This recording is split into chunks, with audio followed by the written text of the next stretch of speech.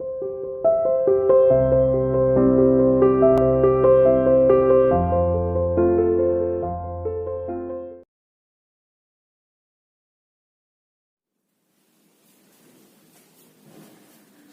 Morning student, welcome to CR international school online class. बच्चों, आज हम 12वीं कक्षा का पाठ पढ़ रहे हैं रीडर सेक्शन से, जिसका नाम है नमक। अब ये नमक का जिक्र आते ही ये खाने वाला नमक नहीं है। नमक का मतलब यहाँ पर है जो मन में नमकीन स्वाद आ गया है, जो मन में खटास आ गई है, उसका जिक्र करते हुए यहाँ नमक का पाठ का जो है वो शीर्षक रखा गया है। इस पाठ में को लिखने के पीछे मैंने कुछ मकसद जो है वो बोर्ड पर लिख दिए हैं। तो यहाँ पर इस पाठ को लिखने के पीछे मकसद है, पहले ये जिक्र कर लें कि ये कहानी कहाँ से शुरू होती है। ये कहानी उस समय की है जब भारत का बंटवारा हुआ, यानी भारत दो भागों में विभाजित हो गया। एक तरफ पाकिस्तान, दूसरा भारत। भारत के दो टुकड़े हो गए। भारत के जब दो टुकड़े हुए तो आपने एसएस में भी पढ़ा हुआ है और जानकारी आपको वैसे हिस्ट्री में दे रखी है, लेकिन उसके साथ साथ ये बताते हैं कि उस समय जब हमारा भारत बटा तो भारत बंटते समय आपने धर्म के नाम पर जो लोग थे वो बंट गए। ठीक है, कोई हिंदू, कोई मुस्लिम। अब कुछ लोग इधर से पाकिस्तान गए, कुछ पाकिस्तान से भारत में आए। तो भारत से पाकिस्तान जाना और पाकिस्तान से भारत आना, ये जो परंपरा है या ये जो विधि है, इसे कहते हैं विस्थापन करना। विस्थापन का मतलब होता है एक स्थान से दूसरे स्थान पर चले जाना। तो उस दौरान लोगों ने जब विस्थापित किया गया, लोगों को विस्थापित किया गया या लोगों को एक स्थान से दूसरे स्थान पर भेजा गया कि तुम भारत का हिस्सा नहीं हो, तुम क्या है पाकिस्तान का हिस्सा नहीं हो, इस तरह से उन्हें अलग अलग देशों में भेजा गया। यानी भारत से कुछ लोग पाकिस्तान आए, पाकिस्तान से कुछ लोग भारत आए। अब वो भारत आ तो गए या वो पाकिस्तान चले तो गए, लेकिन क्या वो जहां रहते थे उस जमीन से, उस जन्मभूमि से उनका लगाव खत्म हुआ? नहीं। वो अपनी मातृभूमि से आज भी उतना ही प्रेम करते हैं, तब भी उतना ही प्रेम करते थे और आगे आने वाले समय में भी उतना ही प्रेम करते रहेंगे। ये पाठ ये दिखाना चाहता है कि दो देशों के बीच में बंटने वाले लोग ये कागजों में तो बंट गए, यानी कागज में तो मानक रूप निर्धारित कर दिया गया कि ये सीमा भारत की है और ये सीमा क्या है पाकिस्तान की। लेकिन ये दीवार जो खींच दी बीच में, कहते लोगों के मन में दीवार नहीं खींच पाई। यानी कि भारत और पाकिस्तान तो बंट गया, लेकिन लोगों का मन नहीं बटा। अर्थात लोग आज भी जो भारत से पाकिस्तान गए हैं या पाकिस्तान से भारत आए हैं, आज भी वो उनसे उतना ही प्रेम करते हैं, उस जन्मभूमि से भी और वहां के लोगों से भी, चाहे वो भारत में रह रहे हो चाहे वो पाकिस्तान में रह रहे हो। अब इस पाठ के उद्देश्य पर हम चलते हैं कि पाठ का उद्देश्य मैंने थोड़ा हिंट में आपको दिया हुआ है कि धर्म और जाति के आधार पर बटा भारत। यानी ये कहानी कब शुरू होती है? वहां से शुरू होती है जब हमारा भारत धर्म और जाति के नाम पर बट गया और भारत पाक के बीच दरार, यानी भारत और पाकिस्तान, यहाँ पर सिर्फ सत्ताधारी जो लोग थे, जो शासन था, उसके बीच में तो दीवार खिंच गई है या दरार आ गई है, लेकिन लोगों के मन में कोई दरार नहीं आई। आज भी लोग उतना ही प्रेम करते हैं, तब भी उतना ही करते थे। तीसरा, विभाजन के बाद भी लोगों में प्रेम बना रहा, यानी कि चाहे वो इधर से उधर आ गए, लेकिन फिर भी वो हम अपने हमवतन को और अपनी जन्मभूमि को नहीं भूल पाए, उन लोगों को नहीं भूल पाए जिसके साथ या जिस जन्मभूमि पर वो वर्षों से रहे। उसके बाद चौथा पॉइंट आता है कि विस्थापित जनता का दुख, यानी कि ऐसी विस्थापित जनता, इस जनता ने क्या बिगाड़ा था कि इसके दो टुकड़े कर दिए गए भारत और पाकिस्तान के नाम पर, जाति के नाम पर, धर्म के नाम पर। वो कहते हैं दीवारें खिंच गई हैं, जमीनें बट गई हैं, लेकिन हमारा मन आज भी नहीं बटा है। वे लोग आज भी दुखी हैं, उन्हें उम्मीद है कि कब हम अपने वतन लौटेंगे, कब हमारा जो है ये भारत और पाकिस्तान के बीच का जो द्वंद्व है ये न जाने कब खत्म होगा। इस तरह से आने वाली युवा पीढ़ी ये सवाल करती है कि आज भी लोगों में उतना ही प्रेम है, क्या दीवारें खींच देने से हम पाकिस्तान वासी हमारे दोस्त नहीं है?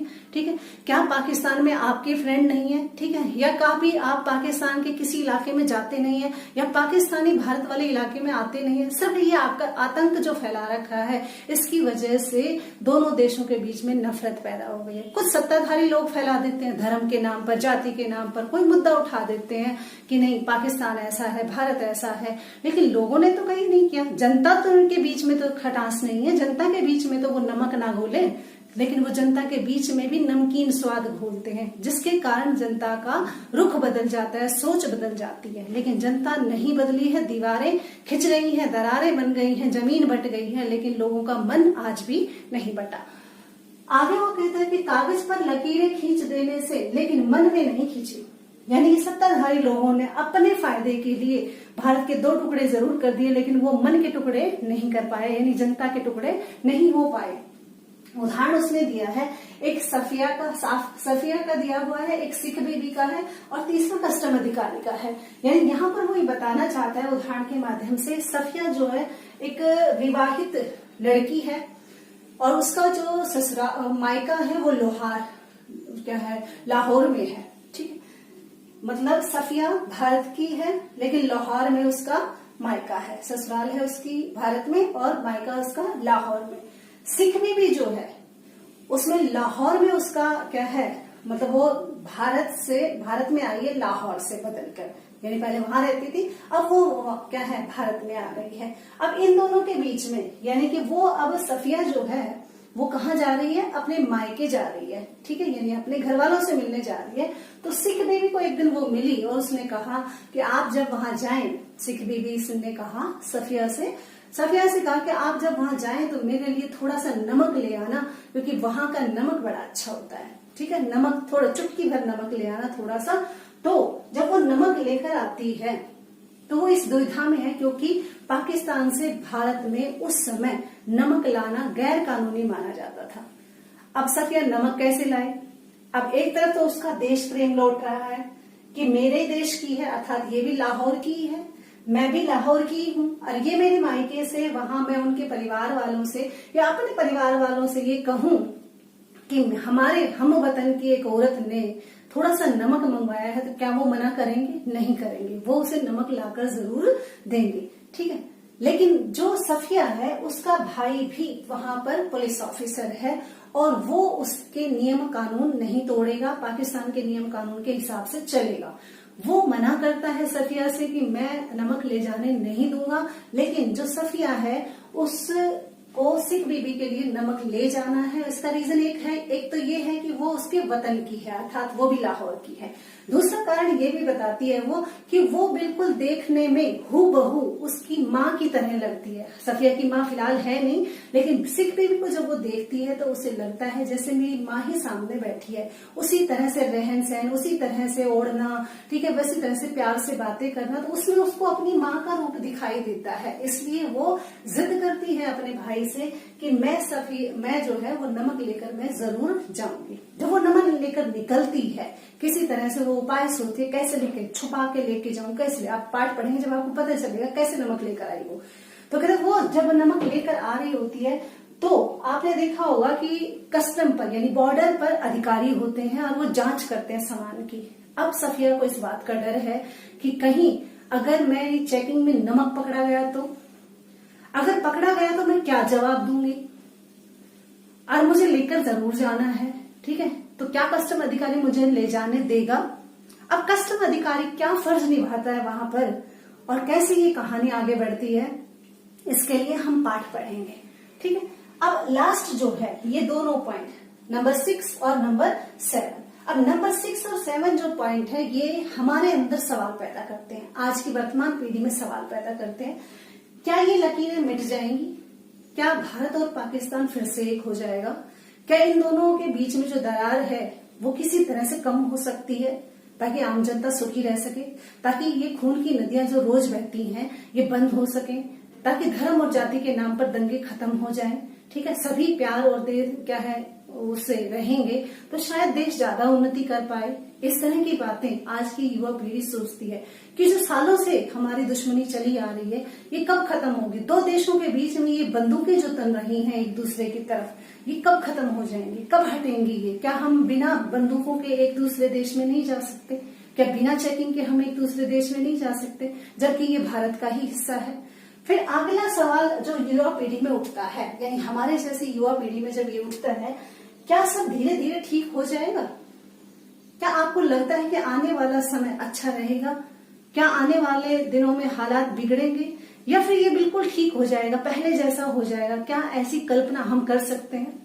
अब कैसी कल्पना हम जो कर रहे हैं उसके लिए साकार करने के लिए हमें क्या क्या करने होंगे चाहिए, या क्या क्या हमारा फर्ज होता है, और कैसे हम अपने हम वतन से प्रेम करते हैं, और कैसे कस्टम अधिकारी सफिया को क्या है नमक ले जाने की परमिशन देता है या नहीं देता है, वो नमक ला पाती है नहीं ला पाती है, ये सारी कहानी आप जब पाठ पढ़ेंगे तब समझ में आएगी। तो चलते हैं पाठ पर, किताब खोलिए और पाठ पढ़ते हैं। चलिए बेटा पढ़ते हैं हम नमक पाठ को। ठीक है, आपका परिचय मैंने कराई दिया है, कौन है क्या है। उन सिख बीबी को देखकर सफिया हैरान रह गई। किस कदर वह उसकी माँ से मिलती थी। यानी जब सफिया ने देखा कि वो जो सिख बीबी है उसकी माँ से बहुत काफी हद तक उसका चेहरा हाव भाव मिलते हैं। किस तरह से? कहते उसी तरह का हाव भाव था जैसे उसकी माँ का था। कहते वही भारी भरकम जिस्म यानी शरीर, छोटी छोटी चमकदार आंखें जिसमें नेकी का मतलब होता है ईमानदारी, मोहब्बत, रहमदिली और की रोशनी जगमगाया करती थी। कहते जैसे मेरी माँ, ठीक है, शरीर से मतलब क्या है वो थी, हष्ट पुष्ट थी, चमकदार आंखें थी, उनकी ईमानदारी, मोहब्बत और रहमदिल, दूसरों पर दया करने वाला दिल, ऐसी रोशनी उसकी आंखों में भी जगमगाया करती थी। वैसी ही सिख बीबी की में भी थी। चेहरा जैसे कोई खुली हुई किताब हो, यानी चेहरे पे कोई भाव मतलब छुपा हुआ नहीं था, सब कुछ साफ दिल की थी वो।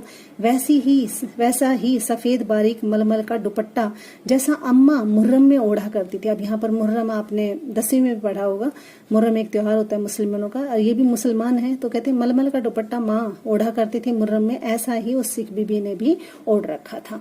तो ये परिचय हुआ कि जब पहली बार सिख बीबी को सफिया देखती है तो उसे सिख बीबी कैसी दिखाई देती है।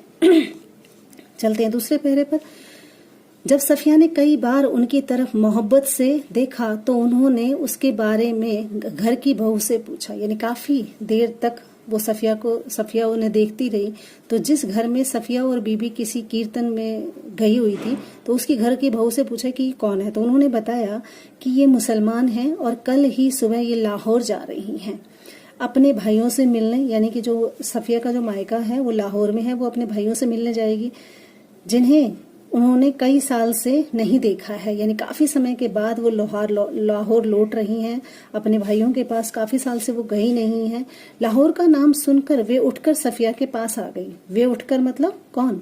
सिख बीबी उसके पास आ जाती है, सफिया के पास, और उसे बताने लगती है कि उनका लाहौर कितना प्यारा शहर है। यानी कि वो भी लाहौर, यानी कि सिख बीबी ने बताया कि मैं भी लाहौर की हूँ, हमारा जो लाहौर है वो कितना प्यारा है, वहाँ के लोग कैसे खूबसूरत होते हैं, उम्दा खाते हैं, यानी अच्छा खाना खाते हैं, अच्छे कपड़े पहनने के शौकीन हैं, सैर सपाटा करते हैं। जिंदा दिली की तस्वीर है, यानी कि लाहौर को देखते ही जिंदा दिल जो लोग हैं उनकी हमें याद आ जाती है। इस तरह से उन्होंने मतलब जो है सफिया से अपना परिचय कराया और कहा कि मैं भी लाहौर की हूँ और मुझे पता चला है कि तुम लाहौर जा रही हो। ठीक है।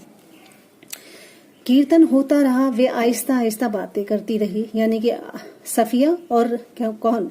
सिख बीबी दोनों आपस में बातों में लगी रही। सफिया ने एक दो बार बीच में भी पूछा, माताजी आपको तो यहाँ आए बहुत साल हो गए, यानी भारत आए हुए बहुत साल हो गए। तो उसने कहा हाँ बेटी, जब हिंदुस्तान बना था तभी हम आए थे। यानी कि हिंदुस्तान जब बंटवारा हुआ तब मैं यहाँ पर आई थी। अब तो यहाँ भी हमारी कोठी बन गई है, अर्थात अब हम यहीं पे रहते हैं, यहीं पे मकान बना लिया है, यहीं पे हमारा व्यापार चलता है, सब ठीक ही है, पर लाहौर बहुत याद आता है। यानी कहने का मतलब जो लाहौर हमारा छूट गया, कहते वो मुझे बहुत याद आता है। हमारा वतन तो जी लाहौर ही है। कहने का मतलब चाहे भले ही मैं यहाँ भारत के हिंदुस्तान में आकर अपना घर बना लिया, बिजनेस चल रहा है, सब कुछ ठीक है, लेकिन फिर भी मुझे लाहौर बहुत पसंद है और हमारा वतन है, इसलिए मुझे उससे अभी भी लगाव है। फिर पलकों में कुछ सितारे टूटकर, यानी कि उनकी आंखों से कुछ सितारे, सितारे का मतलब यहाँ पर है दूधिया, सितारे का मतलब यहाँ पर है आंसू, यानी कुछ आंसू टूटकर आंचल में समा जाते हैं, यानी उसकी आंखों से आंसू आ जाते हैं। अपने लाहौर का नाम सुनते ही या लाहौर का नाम लेते ही उसकी आंखों से आंसू आ गए। वो दुखद घड़ी याद आ गई जब वो बंटवारा हुआ और मतलब लाहौर से हिंदुस्तान आई थी, भारत आई थी। तो कहते हैं सारे आंचल में समा जाते हैं। बात आगे चल पड़ी मगर घूम फिर कर फिर उसी जगह पर आ जाती, साडा लाहौर कि अपना लाहौर, यानी दोनों फिर कहती अपने लाहौर में ये, हमारे लाहौर में ये। कीर्तन कोई 11 बजे खत्म हुआ, ठीक है। तब वे प्रसाद हाथ में लिए उठने लगी तो सफिया के सलाम के जवाब में दुआएं देती हुई रुखसत होने लगी, यानी बाहर जाने लगी। तब सफिया ने धीमे से पूछा, आप लाहौर से कोई सौगात मंगवाना चाहे तो मुझे हुक्म दीजिए, यानी कि मैं कल अपने मायके लाहौर जा रही हूँ। अगर आपको लाहौर से कुछ मंगवाना हो, क्योंकि आपका वतन भी तो लाहौर है, तो अगर आपको लाहौर से कुछ मंगवाना है तो आप मुझे बेझिझक कह सकती हैं, मुझे बताइए। वे दरवाजे पर से लगी खड़ी रही, यानी कि सिखी बीबी जो है दरवाजे पर साथ में खड़ी रही। हिचकिचाकर बहुत ही आहिस्ता से बोली, यानी कि पहले तो सोचा मंगवाऊं ना मंगवाऊं, फिर सोचा हिचकिचाकर मतलब थोड़ा शर्म करके या शर्मा के बोली, अगर ला सको तो उन्होंने कहा कि बेटी अगर तुम ला सकती हो तो थोड़ा सा लाहौरी नमक ले आना, यानी कि हमारे वहाँ लाहौरी नमक बहुत फेमस है, इसलिए अगर तुम ला सकती हो तो मेरे लिए वहां से नमक को ले आना। 15 दिन यूं गुजर चले कि पता ही नहीं चला। अब ये बात यहाँ पे खत्म हो गई, ठीक है। सफिया अपने मायके लाहौर पहुंच गई है, 15 दिन वो वहां पर रही है। कहते मायके में जब बेटियां आती हैं तो 15 दिन कब निकल जाते पता ही नहीं चलता। तो यहाँ पर भी सफिया कह रही है कि 15 दिन यूं चले गए कि पता ही नहीं चला। जिम खाने की शामें, दोस्तों की मोहब्बत, ठीक है, भाइयों की खातिरदारी, उनका बस न चलता तो वे बिछड़ी हुई परदेसिन बहन के लिए क्या कुछ न कर देते, यानी कि अगर उनका बस चलता तो बिछड़ी हुई परदेसिन बहन, परदेसिन क्यों कहा, क्योंकि ये वो बहन जो है वो भारत में है और भाई जो है वो लाहौर में पाकिस्तान में है। कहते अपनी बिछड़ी हुई बहन से कहते न जाने क्या क्या कुछ कर देते। दोस्तों अजीजों की ये हालत थी। अजीजा का मतलब होता है जो चाहने वाले होते हैं, ठीक है, जो उसके दोस्त थे, जो उससे बहुत प्रेम करते थे, उनकी हालत ये थी कि कोई कुछ लिए आ रहा है, यानी कि हर कोई कुछ न कुछ उसके लिए तोहफे के रूप में, यादगार के रूप में उसे कुछ न कुछ दे रहा था। कहाँ रखे, कैसे पैक करे, क्यों लेकर जाए, ये एक समस्या थी। कहते उन्होंने, चाहने वालों ने, घर वालों ने, भाई बहनों ने, कहते इतना कुछ दे दिया था उसे उपहार में कि वो पैक कर करके ले आए थे। और कहती ये सारी चीजें, इतना सामान हो गया था कि वो कैसे लेके जाए। इतने दिनों में वो रही तो लोगों ने बहुत सारे उसको उपहार भी दिए, इतना सामान हो गया कि उसके पास समस्या थी कि वो कैसे लेके जाए। और सबसे बड़ी समस्या ये थी कि बादामी कागज में, यानी कि जो रैपर आप देखते होगे, खाकी कागज जो होता है, उसमें कागज की एक पुड़िया में जिसमें कोई शेर भर लाहौरी नमक था, यानी कि लगभग 1 किलो उसमें कुछ नमक डाल रखा था। कहते ये तो सारी चीजें जैसे तैसे एक समस्या है, लेकिन सबसे बड़ी समस्या है कि सिख बीबी से मैं वादा कर आई हूँ और ये जो लाहौरी नमक है ये मुझे लेकर जरूर जाना है, और 1 किलो तो इसका ही वजन हो जाएगा। सफिया का भाई एक बहुत बड़ा पुलिस ऑफिसर था। उसने सोचा कि वह ठीक राय दे सकेगा। सफिया ने सोचा कि चेकिंग होगी वहां पर और चेकिंग में पुलिस खड़ी होगी वहां पे, तो मेरा भाई भी पुलिस ऑफिसर है, बड़ा पुलिस ऑफिसर है, तो वही जरूर बता सकता है कि कैसे मैं यहाँ से चुपके से कि लाहौरी नमक ले जा सकती हूँ। चुपके से पूछने लगी, क्यों भैया नमक ले जा सकते हैं? वह हैरान होकर बोला, नमक तो नहीं ले जा सकते, ये तो गैर कानूनी है। और नमक का आप करेंगी क्या? उसने कहा कि नमक का क्या करेगी तू, क्यों ले जा रही है नमक? आप लोगों के हिस्से में तो हमसे बहुत ज्यादा नमक आया है।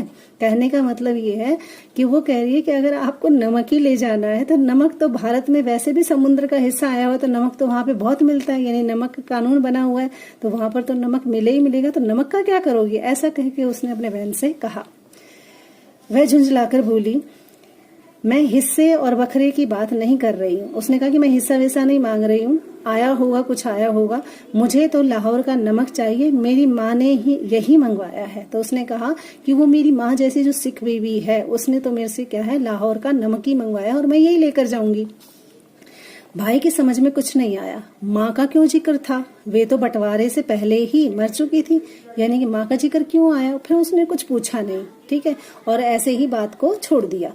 जरा नरमी से समझाने के अंदाज में सफिया बोली, देखिए बाजी कहते देखिए भैया, आपको कस्टम से गुजरना है, ठीक है। अगर एक भी चीज ऐसी वैसी निकल गई तो आपके सामान की चिंदी चिंदी बिखेर देंगे कस्टम वाले कानून जो। अब उसने बताया नरमी से समझाते हुए, देखो बहन, आपको अगर कस्टम से गुजरना पर, सीमा से पार जब जाओगी तो वहां पर आपकी कोई ऐसी वैसी चीज जो गैर कानूनी है अगर निकली तो हमारे सामान की और हमारी इज्जत जो है वो क्या है, जितने जितने उसके हो जाएंगे, इसलिए ध्यान रखो।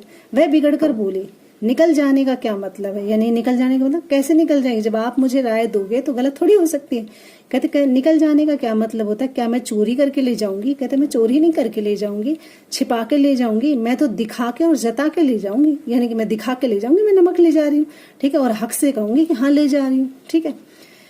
भाई ये तो आप बहुत ही गलत बात करेंगी।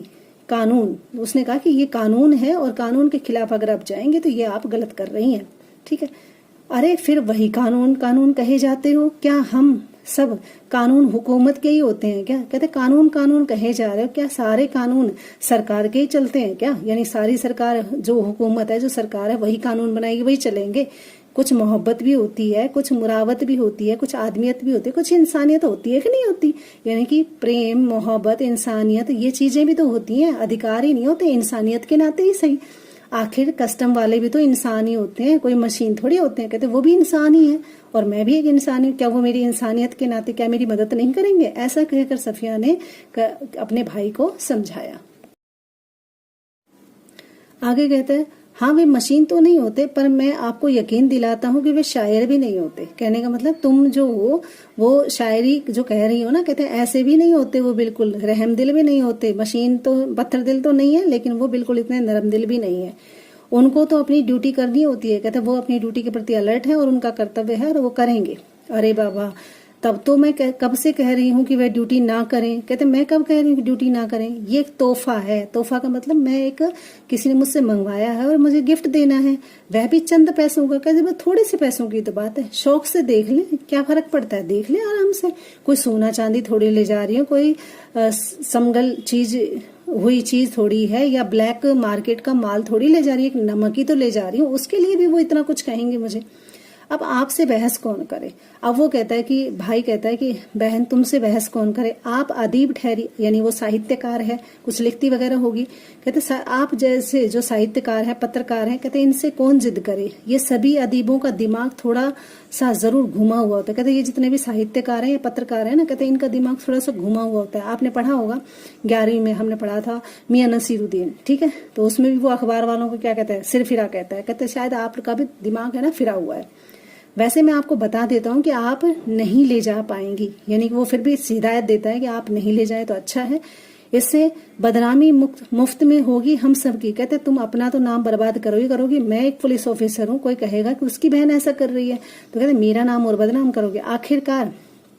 आखिर आप कस्टम वालों को जानती ही कितना है। कहते सीमा पर जो तैनात होते हैं वो हर तरह से ड्यूटी पर अलर्ट होते हैं, आप नहीं जानती वो किस तरह से बिहेव करेंगे आपके साथ। उसने गुस्से से जवाब दिया, कस्टम वालों को जाने या न जाने, पर हम इंसानों को थोड़ा जरूर जानते हैं। कहते मुझे नहीं पता वो सीमा पर रहने वाले कैसे हैं कैसे नहीं है, लेकिन मुझे पता है कि थोड़े इंसान तो जरूर होंगे, यानी इंसानियत के नाते तो वो मेरी मदद करेंगे, एक इंसानियत के नाते मानवता का तो धर्म निभाएंगे।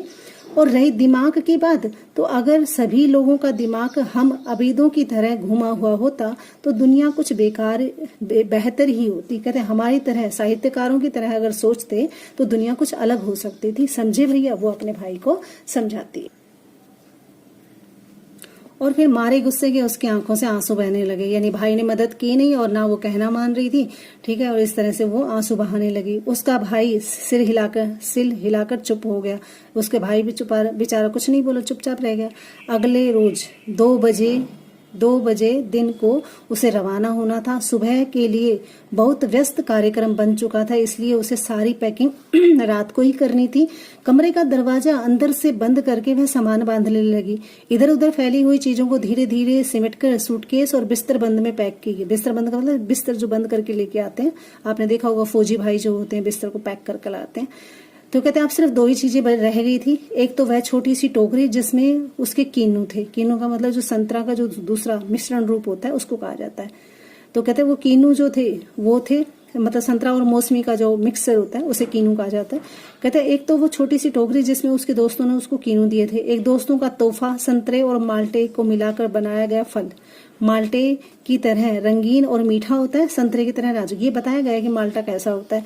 दूसरी वो चीज नमक की पुड़िया, यानी 2 चीज रही, एक तो नमक की पुड़िया रह गई, ठीक है, और एक वो माल्टे रह गए जो कौन से, जो उनके दोस्त ने तोहफे में उसे दिए थे। कहते ये 2 चीजें रह गई, बाकी सारी पैकिंग उसकी हो चुकी थी।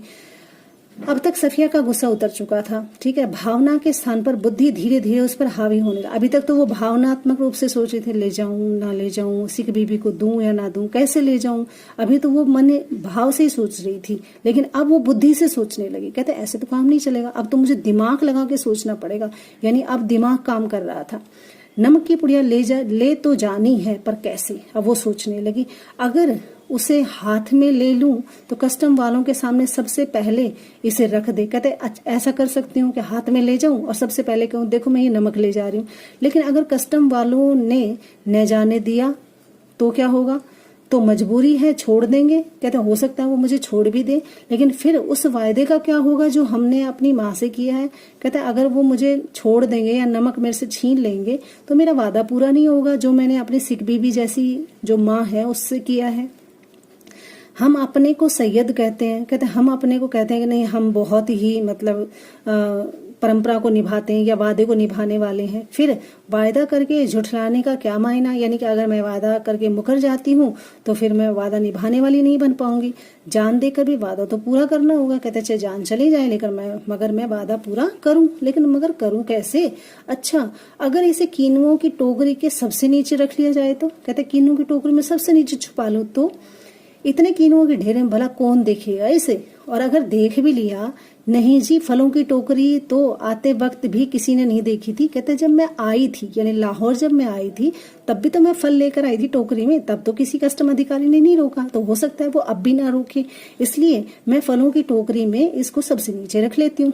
उधर से केले और इधर से कीनू सभी ला रहे थे। कहते लोग आपस में करते ही हैं, कोई केले लाता है कोई कीनू लाता है और ले भी जा रहे थे। ठीक यही रहेगा, फिर देखा जाएगा। उसने कहा कि ठीक है पहले मैं यही करती हूँ कि इसको किन्नू की टोकरियों में सबसे नीचे रख देती हूँ और फिर होगा जो देखा जाएगा। ऐसा कह के उसने उस किन्नू की टोकरी के नीचे उसे छुपा कर रख दिया। उसने कीनू कालीन पर उलट दिए और टोकरी खाली की और नमक की पुड़िया उठाकर टोकरी के तह के नीचे रख दी, यानी सबसे नीचे रख दी। एक बार झांक कर उसने पुड़िया को देखा, यानी कि टोकरी में पुड़िया को रखने के बाद, कीनू रखने के बाद उसने टोकरी को घुमाकर चारों तरफ देखा कि कीनू के नीचे से नमक दिख तो नहीं रहा है। और उसे ऐसा महसूस हुआ मानो उसने अपनी किसी प्यारे को कब्र की गहराई में उतार दिया। ऐसा लग रहा था जैसे सबसे प्यारी चीज अर्थात नमक उसके लिए ले जाना बहुत जरूरी था, और ऐसा लग रहा था जैसे उसने कब्र में दबा दिया, यानी कब्र का मतलब सबसे नीचे गाड़ के रख दिया हो। कुछ देर उकड़ू बैठी वह पुड़िया को ताकती रही, यानी उकड़ू बैठकर वो देखती रही दिख रही है कि नहीं दिख रही। उन कहानियों को भी याद करती रही जिन्हें वह अपने बचपन में अम्मा से सुना करती थी। कहते अब कीनुओं को के नीचे रखे नमक को देखकर वह मन ही मन अपनी अम्मा को याद करती है। माँ मुझे कहानियां सुनाया करती थी। ऐसी ही वो सिख बीबी है जिसमें शहजादा अपनी रान चीर कर हीरा छिपा देता है। कहने का मतलब यहाँ पर यह है कि वो जो राजा लड़का होता है, राजकुमार होता है, वो अपनी रान चीर कर अपना मतलब हाथ चीर कर भी हीरे को छुपा लेता है और देवों, खौफनाक भूतों और राक्षसों के सामने होता हुआ सरहद पार कर जाता है। इसी तरह से मैं भी कुछ भी हो जाए लेकिन मैं भी ये सारी चीजें मुसीबत पार करते हुए नमक जरूर लेकर जाऊंगी। और इस जमाने में ऐसी कोई तरकीब नहीं हो सकती क्या, वरना वह अपना दिल चीर कर उसमें से नमक छिपा लेती। कहते काश मेरे पास भी कोई ऐसा जादू होता जिसमें मैं चीर अपने दिल में इसे छुपा लेती और किसी को पता भी नहीं चलता। उसने एक मतलब दुख भरी सांस ली। फिर वह किन्नुओं को एक एक करके टोकरी में रखने लगी, पुड़िया के इधर उधर आसपास उसके ऊपर, ठीक है, यहाँ तक कि वह बिल्कुल छिप गई। जब वो पूरी तरह से तसल्ली होकर उसने अपने हाथ झाड़े, सूटकेस पलंग के नीचे खिसकाया, टोकरी उठाकर पलंग के सिरहाने रखी और लेटकर दोहर ओढ़ ली। दोहर का मतलब जो आप कह सकते हैं कि कोई चादर वगैरह जो ठंड में ओढ़ी जा सकती, उसे। रात को तकरीबन 1:30 बजे थे। मार्च की सुहावनी खिड़की से हवा जाली में से आ रही थी। बाहर चांदनी साफ और ठंडी दिख रही थी। खिड़की के करीब लगा चंपा का एक घना पेड़। वह चंपा का पेड़ दीवार सामने की दीवार पर पत्तियों के अश्क लहका रहा था, यानी कि आंसू, यानी ओस उसमें लहक रही थी, मतलब ओस जो है वो टपक रही थी। कभी किसी तरफ से किसी की दबी हुई खांसी की आवाज आती, तो कभी कुत्तों के भौंकने की, रोने की आवाज आती, कभी चौकीदार की सीटी की, और फिर सन्नाटा हो जाता। ये पाकिस्तान था। यहाँ उसके 3 सगे भाई हैं, बेशुमार चाहने वाले दोस्त हैं। पिता की कब्र यहाँ पर है। नन्हे नन्हे भतीजे और भतीजियां हैं जो उसकी बड़ी मासूमियत से पूछते हैं, फूफी जान आप हिंदुस्तान क्यों रहती हैं, जहाँ हम लोग नहीं आ सकते? कहते हैं आप वहां पे क्यों रहते हो जहाँ हमें आने की इजाजत नहीं है, हम भी आपसे नहीं मिल सकते। उन सबके और सफिया के बीच एक सरहद थी, यानी कि एक दीवार थी, और बहुत ही नोकदार लोहे की छड़ों वाला जंगला था, और जो कस्टम कहलाता था, यानी कि एक नोकदार क्या है दीवार है, उस पे क्या है बहुत सारे जंगले लगे हुए हैं, और उस पर कस्टम अधिकारी है। ये है बॉर्डर, यानी कि पाकिस्तान का बॉर्डर है। कल वह लाहौर से चली जाएगी, हो सकता है साल भर बाद फिर आए, 1 साल में पहले भी वह आ भी नहीं सकती। ये भी हो सकता है कि वह कभी भी ना आ सके, हो सकता है अब आने की जो है परमिशन उसे ना मिले। उसकी आंखें आहिस्ता आहिस्ता बंद होने लगी। फिर उसे एक सफेद दुपट्टे का दूधिया आंचल लहराता हुआ सपने में दिखाई दिया, जिस पर वहां सितारे झिलमिला रहे हैं। वहां हमें आए बहुत दिन हो गए हैं, वहां हमारी कोठी भी है, बिजनेस भी है, हम यहाँ आकर बस गए हैं, पर हमारा वतन लाहौर है जी। यानी कि अब उसे वो लहराता हुआ जो आंचल है, यहाँ पर उसे सिख भी सपने में दिखाई देती है, जो ये कह रही थी कि हमें तो लाहौर आए हुए बहुत दिन हो गए, हमारी कोठी यहाँ पर है, भारत में बिजनेस है, लेकिन हम यहाँ बस जरूर गए, लेकिन मन हमारा आज भी लाहौर में ही बसता है। फिर दिखा इकबाल का मकबरा, लाहौर का किला दिखा उसे। किले में के पीछे डूबते हुए सूरज की नारंगी किरणें दिखी, यानी लाहौर का सीन दिखाती है वो। आसपास में फैलता उभरता अंधेरा, और इस रंगीन अंधेरे में बहती हुई नरम हवा, और उस हवा में रची हुई मोलसरी की खुशबू, यानी मोलसरी जो है एक पौधे का नाम है। मकबरे की सीढ़ियों पर बैठे हुए 2 इंसान, सिर झुकाए चुपचाप उदास, 2 बेजान परछाइयां। अब उसे लगता है कि लाहौर का जो मकबरा है वहां पर कई बार जो सीढ़ियां हैं उसमें कुछ प्रेमी जोड़े बैठे रहते हैं, बेजान और बेपरवाह, क्या है शाम को इस तरह से। तुम कल चली जाओगी, हाँ, कब तक आओगी मालूम नहीं, शायद अगले साल, शायद कभी भी नहीं। यानी कि उन प्रेमिकाओं की बात करती है जो सरहद के बीच में लाहौर के मकबरे पर बैठते हैं और ये वादा करते हैं कि हम फिर मिलेंगे, लेकिन वो कहती है कि जो प्रेमिका है पता नहीं फिर हमारा मिलना कब होगा। इस तरह से देखा जाता है कि कुछ भारत के लोग जो पाकिस्तान वालों से प्रेम करते हैं, पाकिस्तान वाले कुछ भारतवासियों से प्रेम करते हैं, तो कहते हैं ऐसे उन प्रेमियों का भी क्या होगा। इस तरह से वो याद करती है उनको। अचानक ये सब सपना है, ठीक है। फिर वो उसकी अचानक से आंख खुलती है। शायद उसने मकबरे की सीढ़ियों के नीचे लगी दूब की एक पत्ती तोड़ी थी, जिस पर ठंडी ओस जमनी शुरू हो गई थी। हुआ ये था कि नींद की करवट लेते हुए उसका हाथ किन्नुओं की लबालब भरी टोकरी पर जा पड़ा, और रसीले ठंडे कीनू जिनको देते वक्त उसके दोस्त ने कहा था, ये हिंदुस्तान पाकिस्तान की एकता का मेवा है। यानी कि उसने बताया था कि जैसे ही सपने में उसकी हाथ लगी, किन्नुओं की टोकरी का हाथ लगा, तो वो सारे बिखर गए। फिर उसे याद आया कि ये तो मेरा प्यार है, मेरे दोस्तों का प्यार है। कौन सा? जो ये कह रहे थे कि हिंदुस्तान और पाकिस्तान की एकता, यानी कि तेरा और हमारा प्यार। जो दोस्त हैं उनको पाकिस्तान बोला है, खुद सफिया है, कहते सफिया कहती है कि मेरा और मेरे दोस्तों की एकता का मेवा है, अर्थात ये तो बहुत अनमोल चीज है। आज इतना ही पढ़ते हैं, फिर आगे पढ़ेंगे अगली वीडियो में। तब तक आप इस पार्ट को बहुत अच्छे से पढ़िएगा। ये पार्ट बहुत इंपॉर्टेंट है बच्चे, तो वीडियो देखना नहीं भूलें इसकी अगली भी, इसलिए इसको बहुत ध्यान से पढ़ना है।